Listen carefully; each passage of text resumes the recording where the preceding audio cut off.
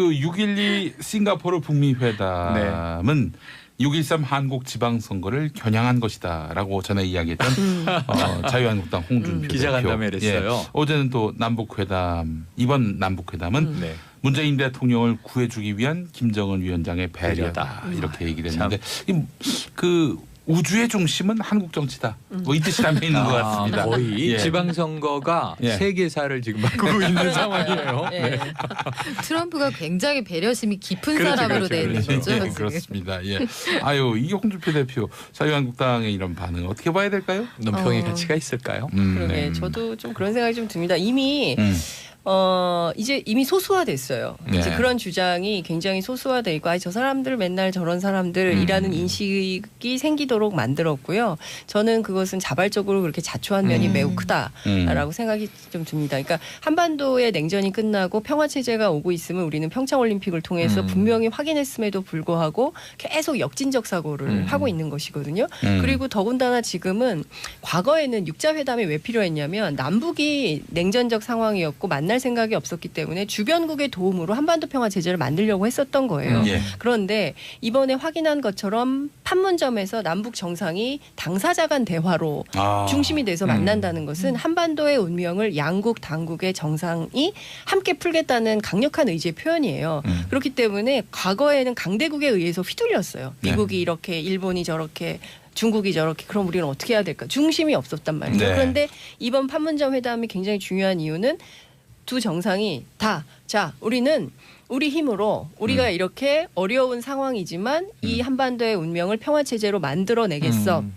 바꿔내겠어. 문재인 대통령 그랬잖아요. 임기라는 표현 없었나?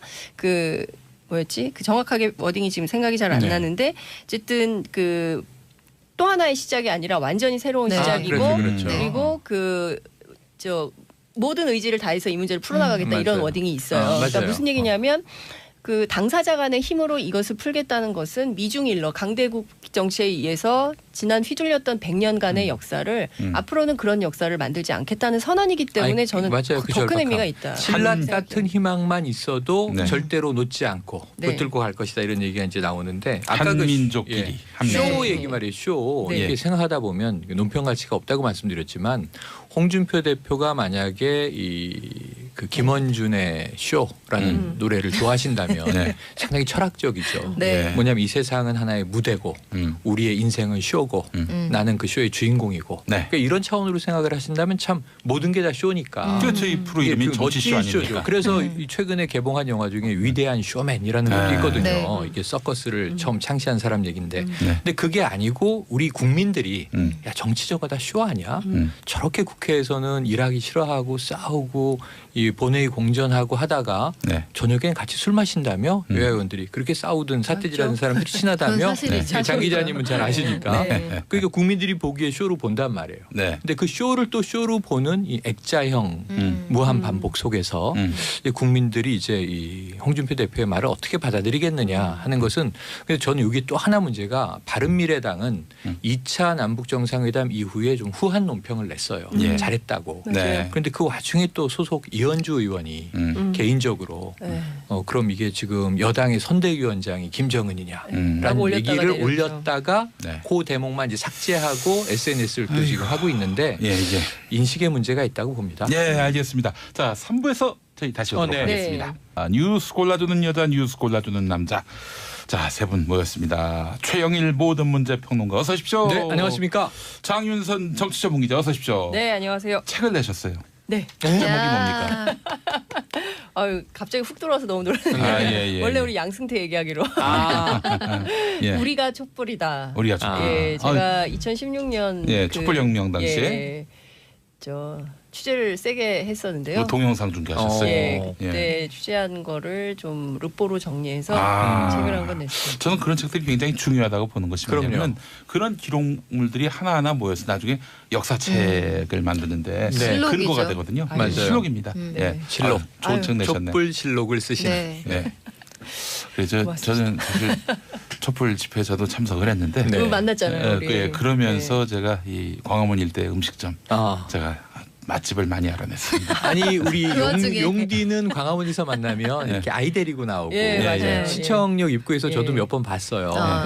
좀 번데기 사 먹고 있다가. 굉장히 그 김용민 PD의 아주 인상적인 장면이 네. 이분은 그 다땡땡 네. 그 싼 물품을 많이 파는 데인데 예, 예. 거기서 5,000원짜리 의자를 사다가 의자를 사가지고 갖고 다녀요. 역시 이게 영화 감독들이 앉아. 앉는 거죠. 도구의 인간. 아니 이게 그러니까. 바닥에 앉으려면은 엉덩이가 너무 아프고 시리고 그래서 네네. 또 뼈가 아프고 그래서 질환이 있으신 건 아니죠? 근데 네. 싸구려 잘못 사가지고 부서져. 무너졌습니다.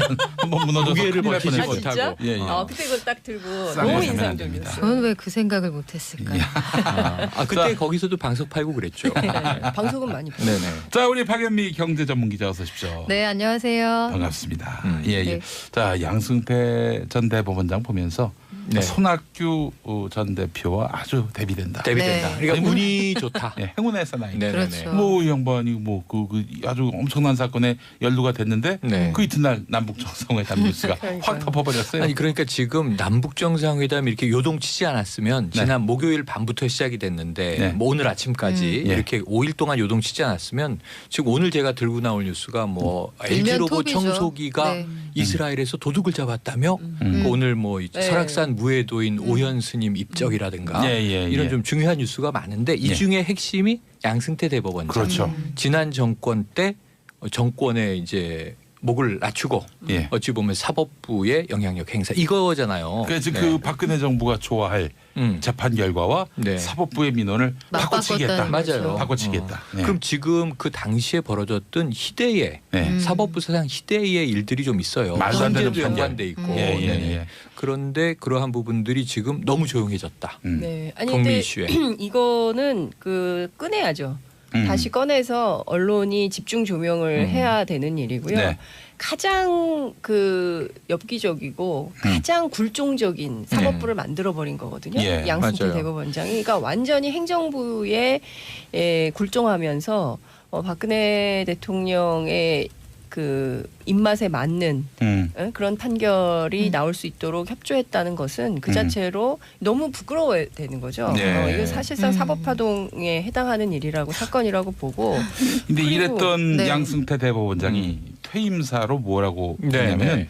재판 결과가 마음에 안 든다고 집단 행동을 하면 어렵게 이룬 사법부의 독립을 침해하는 것이다. 야, 이 형님 네, 참 네. 넉살도 좋아. 역시 이런 분들의 특성이 있어요. 예. 이와 버금가는 명대사가 예. 역사상 도덕적으로 가장 깨끗한 정권이다. 이렇게 그렇죠. 말씀하고 퇴임한 분도 계세요. 당시 그 네. 행정부의 수장. 예, 예. 그러니까 기자 언론사에서 광고 엿바꿔 먹기라는 게 있거든요. 그러니까 광고 받고 기사 내려주고 이런 거가 저는 딱 생각이 나더라고요. 예. 그러니까 이거를 판사들이 그리고 알게 됐으니까 네. 가만히 계시진 않겠죠. 자, 하여간 이거 저 진상 규명 제대로 못하면 네. 근데 조사에 불응하고 있어요. 조사에 그러니까요. 불응하고 있어요. 아니, 예. 요청해야 되나요? 네. 두 차례 요청을 했는데 거부했다고 나와서 예. 그래서 사실 코가 막히고 기가 막힐 일이죠. 예, 예. 어. 그 강제 만약에 수사 가능하잖아요. 강제 이런 수사. 식으로 네. 나오고 이런 뭐 억지에 무릎을 꿇는다면은 네. 이 세상 모든 피의자들이 네. 그 양승태 전 대법원장 네. 그 워딩으로 그냥 그렇죠. 답하면 되겠네요. 아니, 그러니까 검찰의 수완 요구. 최순실 씨나 그분들 덕분에 아 불러도 안 가도 되는구나랑 네. 아 조사 받아야 되는데 안 받을 수 있구나 이걸 그렇죠. 국민들이 알게 됐어요. 주로 재판 네. 거부, 조사 불응 이런 분들이 예. 이 현직의 재직 재임 당시에는 다 법치를 주로 그렇죠. 강조하던 추상과 분들입니다. 같은 네. 법리를 적용하셨던 이 분들이죠. 지들이 말도 안 되는 판결을 해놓고 저항하지 마라, 네. 저항하지 마라 이런 거지 뭐. 이 국민들 너무 우습게 보는 경향이 있어요. 그러니까요. 예. 자, 5354번 쓰시는 분, 방송, 신문, 검찰, 법원 모두 다 가슴에 손을 대고 생각해 보십시오. 우리가 지금 공정하게 하고 있는가. 예. 근데 뭐 하필 또 방송을 맨 앞에 놓으셨나. 반성해야죠. 같이 농담입니다. 방송해야 예. 돼요. 예, 방송하겠습니다. 네. 예. 자, 오늘 2차 남북 정상회담 이야기부터 한번 나눠보도록 하겠습니다.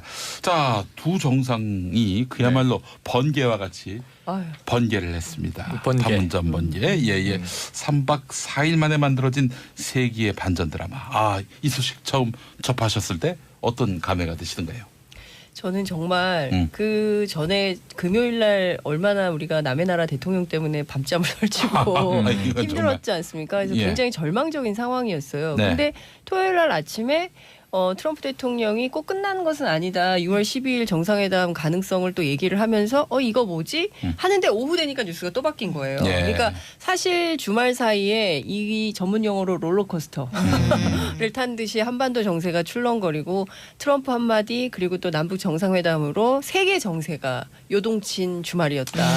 이렇게 평가를 할 수 있을 것 같습니다. 저는 사실 그 트럼프 대통령이 그 말을 했을 때 몇 분 동안은 당혹스럽다가 그렇지 이분의 전직이 쇼 MC지. 토크쇼 MC. 그렇죠. 이게 사실 토크쇼 MC는 그렇죠. 들었다 놨다. 그럼요. 들었다. 예전에 기억하시죠? 그 저기 나훈아 씨가 책상 위에 올라가가지고 이게 30년 그 리사이틀 무대로 관객들을 들었다 놨다 했던 분 아닙니까? 그럼요. 예. 그게 갑자기 생각이 나더라고요. 형들이 이벤트를 아는 형들이라서 이 삼국에 있는 특히 우리 대통령은 운전을 잘하시고 양쪽에 있는 저쪽에 그 미국에 있는 그리고 북한에 있는 다 이벤트를 좀 아는 사람들이다 보니 전 세계 사람들의 심장을 정말 쫄깃쫄깃하게 하는 거죠. 아니 근데 저는 불만이에요. 목요일 밤 심야 뉴스에 생방송에 나가 앉아서 논평을 하고 있는데 그 YTN에 나오신 거 제가 편의점에서 들었어요. 북미 정상회담 잘 될 겁니다 하고 이제 국내 정치로 넘어가야 돼. 지방선거도 다뤄야 되니까. 국내 정치로 넘어가는데 자막으로 빨간 자막 항상 전격 취소막 나와서 그럼 내가 뭐가 돼? 아니 이렇게 그래서 되는 거죠. 뭐가 되는 게 다 아니라 봤어. 저는 그게 전격 취소 아닐 것이다. 서한을 다 읽어보고 신중하게 판단해야 한다. 그 순간까지 이제 이 밤의 끝을 붙들고 있었던 거예요. 가느다란 희망의 끈을 그날 밤에 이종석 장관이랑 통화를 했어요. 근데 이종석 장관이 그날 그 썰전에 출연을 해서 한반도 정세를 근엄하게 얘기를 하고 있었는데 자막이 뜬 거예요. 그래서 5번 줄 알고 아니 저런 식으로 말이야. 맞아. 시대가 어느 시대가 어느 시대인데 오보를 저런 말도 안 되는 오보를 그래서 내냐. 어느 방송이 냈는지 브랜드도 다 체크하고 그렇죠. 확인해야 되니까. 아니 청와대에서 99.9%라고 했는데 이게 무슨 얘기야 이런 분들 많으셨을 거예요. 근데 그날 정말 불면의 밤을 보냈는데 아침에 동틀 무렵에 김계관 제1부상의 북한의 입장이 성명으로 나온 걸 보고 좀 안도를 했습니다. 그렇죠. 근데 저는 사실은 북한이 항상 늘 강대강이거든요. 말 대 말, 행동 대 행동이기 때문에 트럼프의 편지가 상당히 사신격이에요.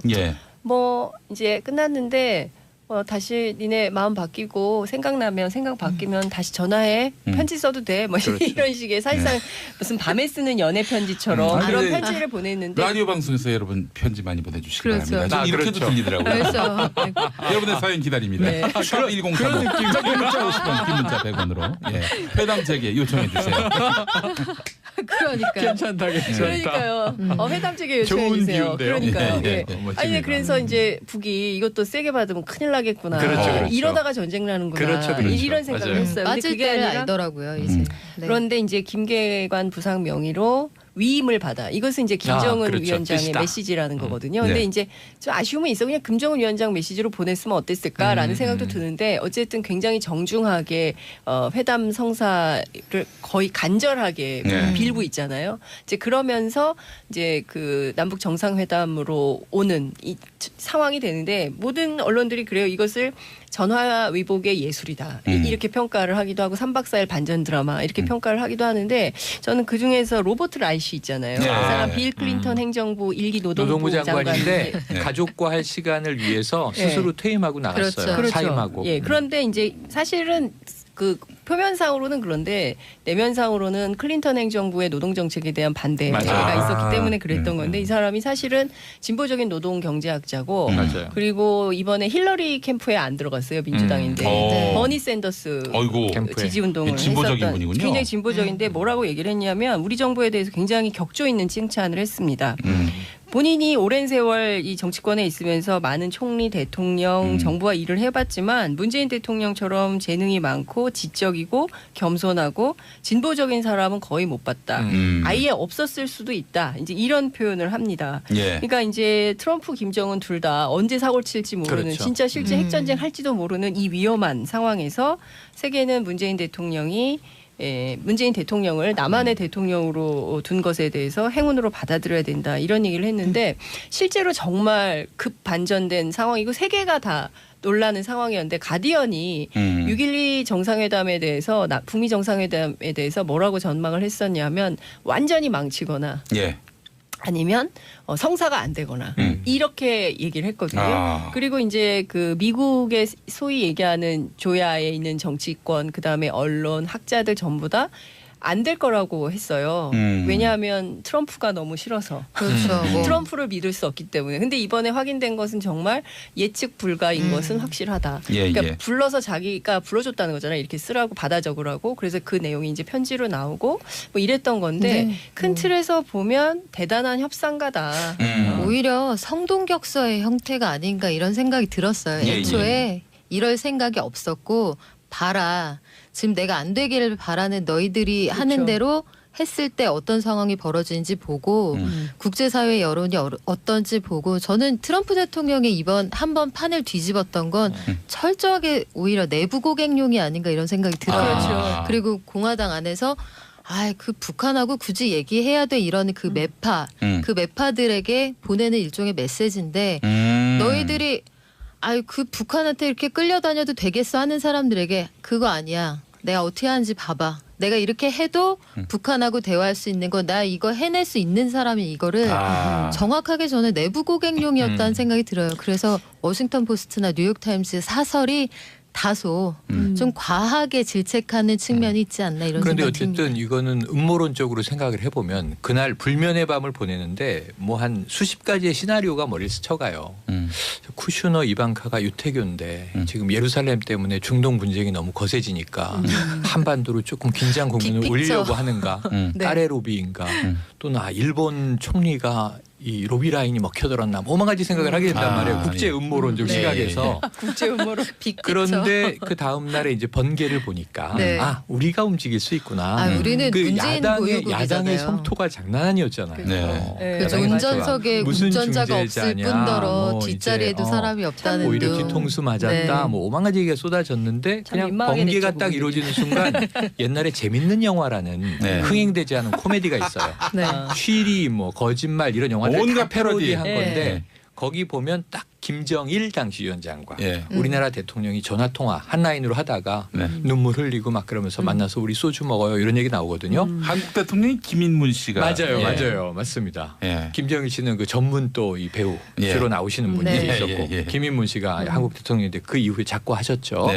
그런데 이 번개 한 10번쯤 하면 남북 정상 포차 회담도 가능. 저는 그 생각이 들었어요. 근데 굉장히 중요한 메시지를 담고 있는 겁니다. 그러니까 어쨌든 주말 사이에 굉장히 그 심장이 쫄깃해지고 간이 콩알만해지고 했지만 그래도 6월 12일 북미 정상회담은 예정대로 성사될 가능성이 매우 높고 지금 판문점에서 성김대사하고 최선희 외무성 부상이 지금 그 회담을 하고 있고 이 회담이 내일까지도 이어질 가능성이 있다는 것이고 싱가포르에 30명이 급파된 상황이고 이 회담을 만들기 위해서 사실은 언론에 드러난 것은 별로 없었지만 오늘 확인된 여러 가지 내용들을 보면 이미 이제 북미 간의 채널을 통해서 그리고 아주 다각적으로 우리의 그 정보 라인 서훈 원장하고 김영철 그 통전부장하고 기민하게 움직이고 있었다는 것이 다 확인이 좀 되고 있거든요. 그러니까 막 야당에서 비판하고 막 이거는 끝난 회담이고 뭐 잘못된 거고 이렇게 욕하고 있었지만 실제로 물밑에서는 이 회담의 성사를 위해서 아주 기민하게 움직이고 있었다는 것이 다 확인이 되고요. 저는 무엇보다 문재인 대통령 이 표현이 굉장히 중요하고 너무 좋다고 생각을 했는데 이 워딩이 정확하게 이렇습니다. 친구 간의 평범한 일상처럼 이뤄진 이번 회담에 매우 큰 의미를 부여하고 싶다. 남북은 이렇게 만나야 한다는 것이 제 생각입니다. 이런 얘기를 했거든요. 그러니까 무슨 얘기냐면 사실 우리가 스위스 유학파인 김정은 위원장의 인사 방법에 대해서 좀 당혹스럽긴 했잖아요. 그렇죠. 끝나고 나올 때. 끝나고 나올 때 이렇게 세 번. 근데 그것도 저는 국제사회에 보내는 메시지가 있는 것 같아요. 그러니까 유럽에 보내는 메시지도 있고. 근데 어찌됐든 보면 남북이 이 의제가 형성될 때 전화통화뿐만 아니라 직접 만나서 오해를 풀고 문제가 생기면은 해결할 수 있는 핫라인이 완전히 구축이 되어 있다는 것이고 네. 이것은 그 자체로 한반도 평화 체제가 이미 오고 있다, 왔다 이렇게 봐도 과언이 아니다 이런 말씀을 좀 드릴 수 있을 것 참 같습니다. 일상이었다는 게 이 그 제 기사를 하나 보니까 청와대 관계자 발해서 이 토요일 낮이었잖아요. 예. 김정숙 여사가 빨래를 개라고 하자 문재인 대통령이 쓱 나가서 판문점으로 향했다. 매우 일상적인 네. 장면이 묘사되잖아요. 나 영국이- 잠깐 저기 친구 좀 만나고 올게 이렇게 다녀오셨다는 그러니까 이제 얘기죠. 보통 우리가 네. 이 사모님들이 뭐 집안일 시키면 아저씨들이 이제 술 먹으러 나가잖아요. 예. 그런 느낌처럼 다가와서 예. 야 정겨운 묘사다 그런 약수터 생각을 가듯이. 했습니다. 예. 네. 네, 우리 대통령께서 그 회담 결과를 발표할 때 저는 전반적으로 북미 회담 관련해서 그리고 우리의 입장, 북한의 입장을 언급을 하셨는데 아주 깨알같이 한 토막에 어떤 언급이 있었냐면 남북 관계 개선이 우리 정치의 낙후성을 극복하는 데에도 맞아요. 굉장히 중요하다는 맞아요. 말씀을 맞아요. 딱 담담하게 한마디 하셨는데 이 안에 얼마나 많은 그 50년간의 안보 장사에 대한 비판이 들어있는가. 대학 한 학기 분량의 맞아요. 그 강의 제목이기도 해요. 그러니까요. 예. 그래서 우리 대통령이 정말 이 찰떡파이 같은 분이구나. 이게 겉은 그냥 바삭바삭한 파인데 속은 정말 쫄깃쫄깃하고 오랫동안 씹어야 될 정도로 강한 메시지를 갖고 있는 분이구나 다시 한번 느꼈고요. 대통령을 과자에 비유하는 게 적절한지는 의문을 제기하고 싶습니다. 아니 지금 과자 비하 발언 아닌가요? 사람들의 심장을 정말 쫄깃쫄깃하게 쫄깃쫄깃하게. 하는 거죠. 아니 근데 저는 네. 불만이에요. 예. 목요일 밤 심야 뉴스에 생방송에 나가 앉아서 논평을 하고 있는데 그 YTN 네. 나오신 거 제가 아니, 편의점에서 들었어요. 북미 정상회담 잘 될 겁니다 하고 이제 국내 정치로 넘어가야 돼. 지방선거도 다뤄야 되니까. 예. 국내 정치로 넘어가는데 자막으로 예. 빨간 자막 항상 예. 전격 취소막 나와서 그럼 내가 뭐가 돼? 아니 이렇게 그래서 되는 거죠. 뭐가 그러니까 되는 게 다 봤어, 다 아니라 봤어. 저는 네. 그게 예. 전격 취소 아닐 것이다. 야. 서한을 다 읽어보고 신중하게 판단해야 한다. 네. 그 순간까지 이제 이 밤의 끝을 붙들고 있었던 거예요. 가느다란 희망의 제가 끈을. 그날 밤에 네. 이종석 장관이랑 통화를 했어요. 예, 근데 예. 이종석 장관이 그날 그 썰전에 출연을 해서 네. 한반도 정세를 근엄하게 얘기를 하고 있었는데 네. 자막이 뜬 거예요. 네. 그래서 5번 줄 알고 네. 아니 저런 식으로 말이야. 아, 맞아, 맞아. 시대가 오는 시대가 오는 시대인데. 시대인데 오보를 저런 말도 안 되는 오보를 그래서 내냐. 어느 방송이 냈는지 네. 브랜드도 다 체크하고 그렇죠. 네. 확인해야 되니까. 아니 청와대에서 99.9%라고 했는데 이게 무슨 얘기야 이래 그렇죠. 이런 분들 많으셨을 거예요. 근데 그날 네. 정말 불면의 밤을 보냈는데 아침에 동틀 무렵에 김계관 제1부상의 예. 북한의 입장이 성명으로 나온 걸 보고 좀 안도를 했습니다. 그렇죠. 예, 근데 저는 사실은 북한이 항상 늘 강대강이거든요. 말 대 말, 행동 대 행동이기 때문에 트럼프의 편지가 상당히 사신격이에요. 예. 뭐 이제 끝났는데 다시 니네 마음 바뀌고 생각나면 생각 바뀌면 다시 전화해. 편지 써도 돼. 뭐 그렇죠. 이런 식의 사실상 무슨 밤에 쓰는 연애 편지처럼 아니, 그런 근데 편지를 보냈는데 라디오 방송에서 여러분 편지 많이 보내주시기 그렇죠. 바랍니다. 저 이렇게도 그렇죠. 들리더라고요. 그래서 여러분의 사연 기다립니다. 네. 샵 1035. 짧은 문자 50원, 긴 문자 100원으로 회담 재개 요청해 주세요. 그러니까 괜찮다, 괜찮다. 그러니까요. 회담 체계 요청해 좋은 주세요. 비유인데요. 그러니까요. 예, 예, 예. 예. 멋집니다. 아니 그래서 이제 북이 이것도 세게 받으면 큰일 나겠구나. 그렇죠, 그렇죠. 이러다가 전쟁 나는구나. 그렇죠, 그렇죠. 이런 생각을 맞아요. 했어요. 근데 빠질 그게 때를 아니라 알더라고요 이제. 네.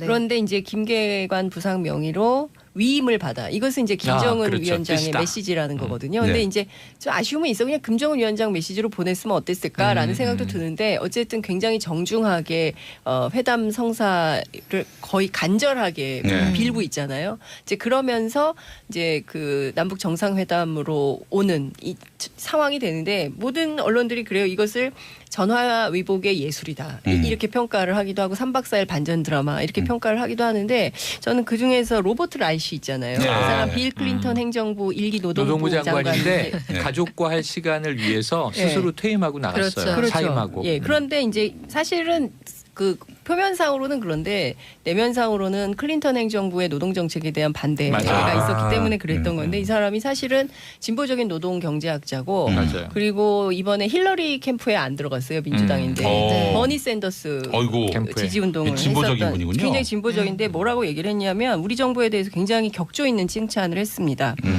본인이 오랜 세월 이 정치권에 있으면서 많은 총리, 대통령, 정부와 일을 해봤지만 문재인 대통령처럼 재능이 많고 지적이고 겸손하고 진보적인 사람은 거의 못 봤다. 아예 없었을 수도 있다. 이제 이런 표현을 합니다. 예. 그러니까 이제 트럼프, 김정은 둘 다 언제 사고를 칠지 모르는 그렇죠. 진짜 실제 핵전쟁 할지도 모르는 이 위험한 상황에서 세계는 문재인 대통령을 남한의 대통령으로 둔 것에 대해서 행운으로 받아들여야 된다 이런 얘기를 했는데 실제로 정말 급 반전된 상황이고 세계가 다 놀라는 상황이었는데 가디언이 6.12 정상회담에 대해서 북미 정상회담에 대해서 뭐라고 전망을 했었냐면 완전히 망치거나 예. 아니면 성사가 안 되거나 이렇게 얘기를 했거든요. 그리고 이제 그 미국의 소위 얘기하는 조야에 있는 정치권, 그다음에 언론, 학자들 전부 다 안 될 거라고 했어요.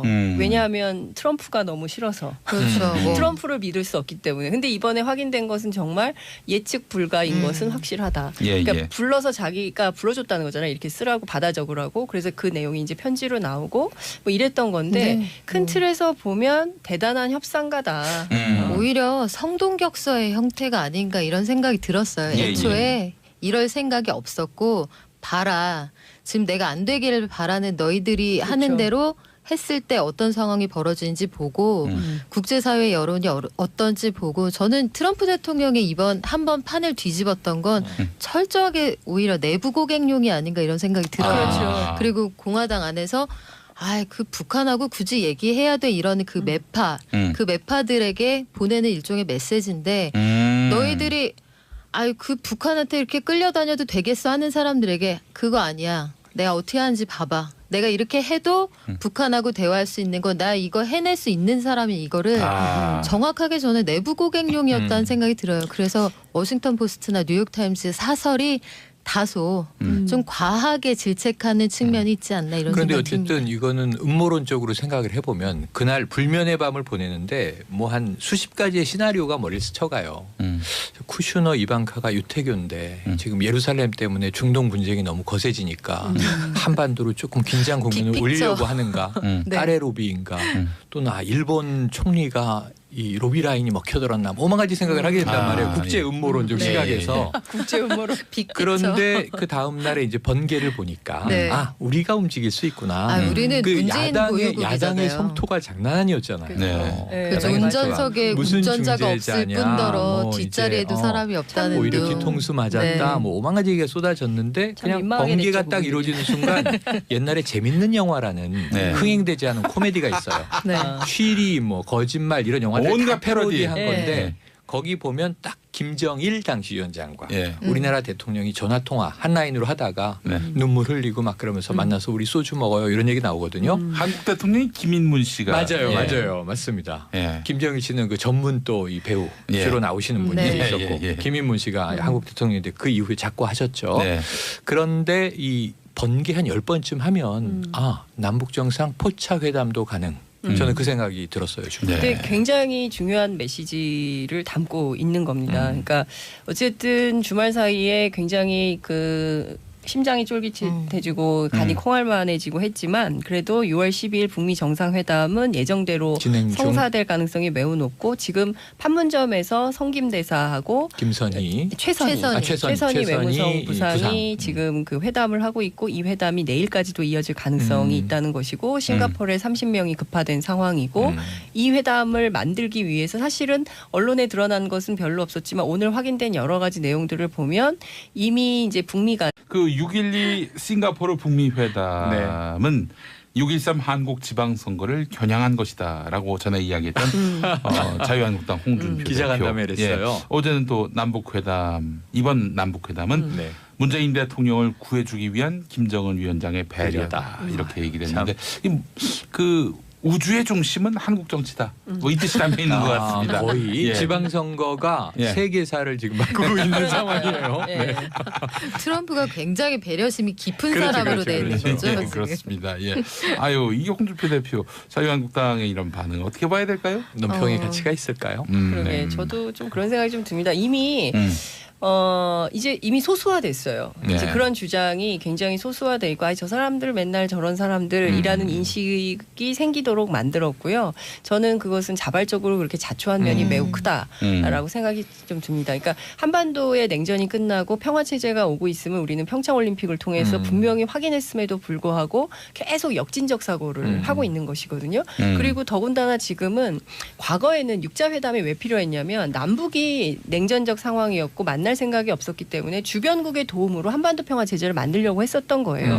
그런데 이번에 확인한 것처럼 판문점에서 남북 정상이 당사자 간 대화로 중심이 돼서 만난다는 것은 한반도의 운명을 양국 당국의 정상이 함께 풀겠다는 강력한 의지의 표현이에요. 그렇기 때문에 과거에는 강대국에 의해서 휘둘렸어요. 미국이 이렇게, 일본이 저렇게, 중국이 저렇게, 그럼 우리는 어떻게 해야 될까? 중심이 없었단 말이죠. 네. 그런데 이번 판문점 회담이 굉장히 중요한 이유는 두 정상이 다, 자, 우리는 우리 힘으로 우리가 이렇게 어려운 상황이지만 이 한반도의 운명을 평화체제로 만들어내겠어.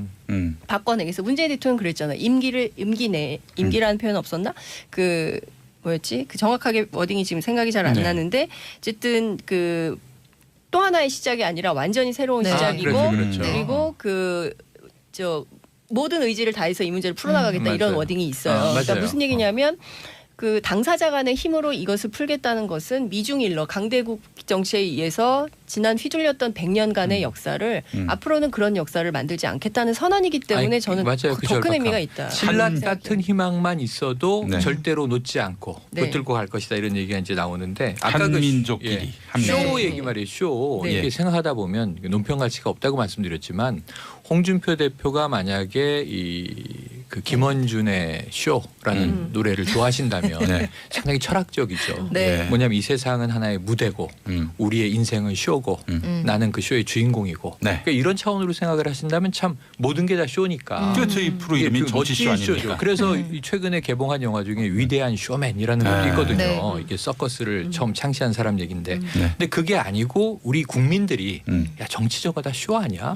저렇게 국회에서는 일하기 싫어하고 싸우고 이 본회의 공전하고 하다가 저녁엔 같이 술 마신다며 여야 의원들이 그렇게 싸우든 사태질하는 사람들이 친하다며 장 기자님은 잘 아시니까 그러니까 국민들이 보기에 쇼로 본단 말이에요. 근데 그 쇼를 또 쇼로 보는 이 액자형 무한 반복 속에서 국민들이 이제 이 홍준표 대표의 말을 어떻게 받아들이겠느냐 하는 것은 그래서 저는 여기 또 하나 문제가 바른미래당은 2차 남북 정상회담 이후에 좀 후한 논평을 냈어요. 잘했다고. 그런데 그 와중에 또 소속 이현주 의원이 개인적으로 그럼 이게 지금 여당의 선대위원장이 김정은이냐라는 얘기를 올렸다가 그 대목만 이제 삭제하고 SNS를 또 지금 하고 있는데 인식의 문제가 있다고 봅니다. 알겠습니다. 자, 3부에서 저희 다시 오도록 하겠습니다.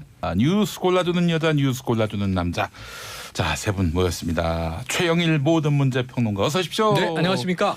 장윤선 정치 전문 기자 어서 오십시오. 네, 안녕하세요. 책을 내셨어요. 네. 제목이 뭡니까? 아유, 갑자기 훅 들어와서 너무 놀랐네요. 원래 우리 양승태 얘기하기로. 우리가 촛불이다. 우리가 촛불. 제가 2016년 촛불혁명 당시에 취재를 세게 했었는데요. 동영상 중계하셨어요. 그때 취재한 거를 좀 르포로 정리해서 책을 한 권 냈어요. 저는 그런 책들이 굉장히 중요하다고 보는 것이 뭐냐면 그런 기록물들이 하나하나 모여서 나중에 역사책을 만드는데 근거가 되거든요. 맞아요. 실록입니다. 실록. 좋은 책 내셨네. 촛불 실록을 쓰시네. 그래서 저는 사실 촛불 집회에 저도 참석을 했는데 만났잖아요. 그러면서 제가 이 광화문 일대 음식점 제가 맛집을 많이 알아냈습니다. 아니 우리 용디는 광화문에서 만나면 이렇게 아이 데리고 나오고 시청역 입구에서 저도 몇 번 봤어요. 좀 번데기 사 먹고 있다가. 굉장히 그 김용민 PD의 아주 인상적인 장면이 이분은 그 다땡땡 그 싼 물품을 많이 파는 데인데 거기서 5,000원짜리 의자를 사다가 의자를 사가지고 갖고 다녀요. 역시 영화 감독들이 앉는 거죠. 도구의 인간. 아니 이게 바닥에 앉으려면은 엉덩이가 너무 아프고 시리고 그래서 네네. 또 뼈가 아프고 그래서 질환이 있으신 건 아니죠? 근데 네. 싸구려 잘못 사가지고 부서져. 무너졌습니다. 한번 무너져서 무게를 큰일 날 버티지 뻔했어요. 못하고. 예, 예. 그때 그걸 딱 들고 쌍욕 너무 하면 안 됩니다. 인상적이었어요. 저는 왜 그 생각을 못했을까요? 그때 거기서도 방석 팔고 그랬죠. 네, 방송은 많이 봤어요. 네네. 자, 우리 박연미 경제 전문 기자 어서 오십시오. 네, 안녕하세요. 반갑습니다. 예, 예. 네. 자, 양승태 전 대법원장 보면서 네. 손학규 전 대표와 아주 대비된다. 대비된다. 네. 그러니까 운이 좋다. 예, 행운의 사나이. 네네네. 그렇죠. 뭐 이 양반이 뭐 그 아주 엄청난 사건에 연루가 됐는데 네. 그 이튿날 남북 정상회담 뉴스가 확 덮어버렸어요. 아니 그러니까 지금 남북 정상회담이 이렇게 요동치지 않았으면 네. 지난 목요일 밤부터 시작이 됐는데 네. 뭐 오늘 아침까지 예. 이렇게 5일 동안 요동치지 않았으면 지금 오늘 제가 들고 나올 뉴스가 뭐 일면 LG 로봇 톱이죠. 청소기가 네. 이스라엘에서 도둑을 잡았다며 음. 그 오늘 뭐 네. 설악산 무해도인 오현 스님 입적이라든가 예, 예, 이런 예. 좀 중요한 뉴스가 많은데 이 예. 중에 핵심이 양승태 대법원장. 그렇죠. 지난 정권 때 정권의 이제 목을 낮추고 예. 어찌 보면 사법부의 영향력 행사 이거잖아요. 그래서 네. 그 박근혜 정부가 좋아할 재판 결과와 네. 사법부의 민원을 바꿔치겠다. 맞바꿨다는 맞아요. 거죠. 바꿔치겠다. 네. 그럼 지금 그 당시에 벌어졌던 희대의 네. 사법부 사상 희대의 일들이 좀 있어요. 말도 안 되는 헌재도 판결. 연관돼 있고. 예, 예, 네네. 예. 그런데 그러한 부분들이 지금 너무 조용해졌다. 네, 아니 북미 근데 이슈에. 이거는 그 꺼내야죠. 음. 다시 꺼내서 언론이 집중 조명을 해야 되는 일이고요. 네. 가장 그 엽기적이고 가장 굴종적인 사법부를 만들어 버린 거거든요. 예, 양승태 맞아요. 대법원장이 그러니까 완전히 행정부에 굴종하면서 박근혜 대통령의 그 입맛에 맞는 그런 판결이 나올 수 있도록 협조했다는 것은 그 자체로 너무 부끄러워야 되는 거죠. 네. 이거 사실상 사법파동에 해당하는 일이라고 사건이라고 보고. 근데 그리고- 이랬던 네. 양승태 대법원장이 퇴임사로 뭐라고 네, 했냐면 네. 재판 결과가 마음에 안 든다고 집단 행동을 하면 어렵게 이룬 사법부의 독립을 침해하는 것이다. 야, 이 형님 네. 참 그렇죠. 아주 넉살도 좋아. 연연이 이런 분들의 특성이 있어요. 예. 이와 버금가는 명대사가 예. 역사상 도덕적으로 가장 깨끗한 정권이다. 이렇게 그렇죠. 말씀하고 퇴임한 분도 계세요. 당시 그 네. 행정부의 수장. 예, 예. 그러니까 기자 언론사에서 광고 엿바꿔 먹기라는 게 있거든요. 그러니까 광고 받고 기사 내려주고 이런 거가 저는 딱 생각이 나더라고요. 예. 그러니까 이거를 판사들이 그리고 알게 됐으니까 네. 가만히 계시진 않겠죠. 자, 하여간 이거 저 진상규명 제대로 못하는 네. 근데 조사에 불응하고 있어요. 조사에 그러니까요. 불응하고 있어요. 아니, 예. 요청해야 되나요? 네. 두 차례 요청을 했는데 거부했다고 나와서 예. 그래서 사실 코가 막히고 기가 막힐 일이죠. 예, 예. 어. 그 강제 만약에 수사 가능하잖아요. 강제 이런 수사. 식으로 네. 나오고 이런 뭐 억지에 무릎을 꿇는다면은 네. 이 세상 모든 피의자들이 네. 그 양승태 전 대법원장 네. 그 워딩으로 그냥 그렇죠. 답하면 되겠네요. 아니, 그러니까 검찰의 수원 요구. 최순실 씨나 그분들 덕분에 아 불러도 안 가도 되는구나랑 네. 아 조사 받아야 되는데 안 받을 수 있구나 이걸 그렇죠. 국민들이 알게 됐어요. 주로 재판 네. 거부, 조사 불응 이런 분들이 예. 이 현직의 재임 당시에는 다 법치를 주로 그렇죠. 강조하던 추상과 분들입니다. 같은 네. 법리를 적용하셨던 이 분들이죠. 지들이 말도 안 되는 판결을 해놓고 그 저항하지 마라, 네. 저항하지 마라 이런 거지 뭐.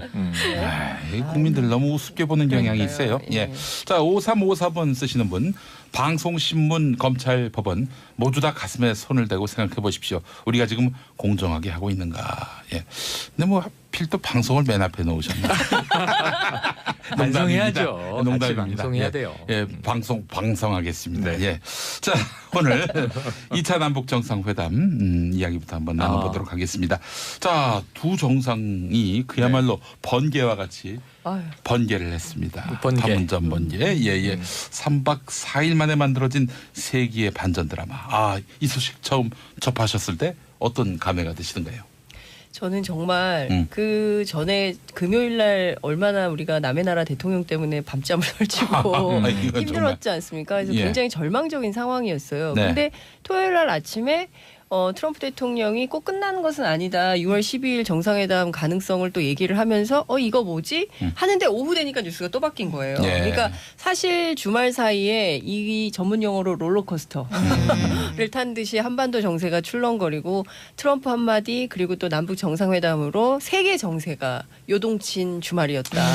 이렇게 평가를 할 수 있을 것 같습니다. 저는 사실 그 트럼프 대통령이 그 말을 했을 때 몇 분 동안은 당혹스럽다가 그렇지 이분의 전직이 쇼 MC지. 그렇죠. 토크쇼 MC. 그렇죠. 이게 사실 토크쇼 MC는 그렇죠. 들었다 놨다. 그럼요. 들었다. 예전에 기억하시죠? 그 저기 나훈아 씨가 그렇죠, 책상 위에 올라가가지고 네네. 이게 30년 그 리사이틀 무대로 네.